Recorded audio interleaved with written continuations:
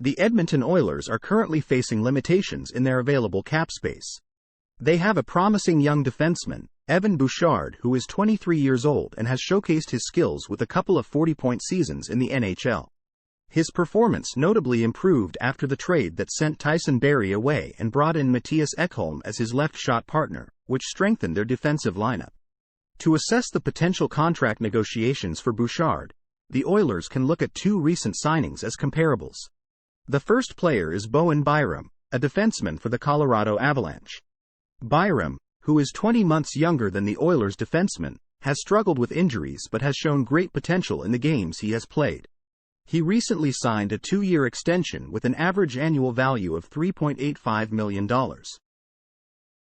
His contract is backloaded with a 40-60 split, meaning he will earn $3.08 million in the upcoming season and $4.62 million in the following season.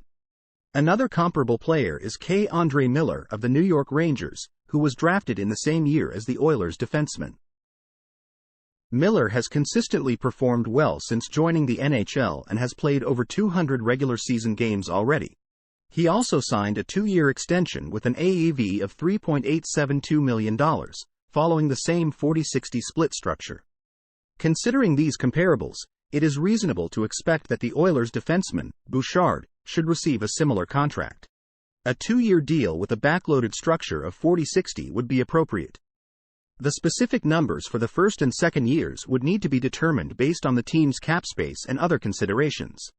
It is important to note that the agent for Bouchard can argue for a higher contract based on his strong performance following the Barrie-Ekholm trade. The defenseman's production increased significantly, and he played a vital role on both even strength and the power play.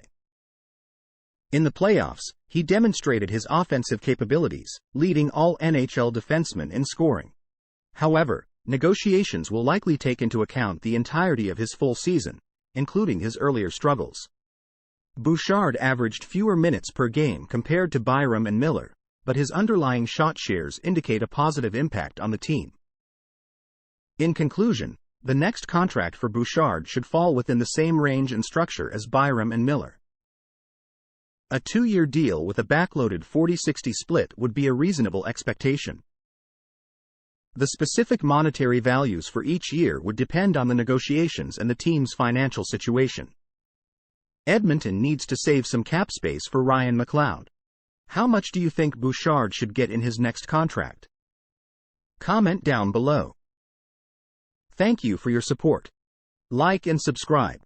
See you at the next video.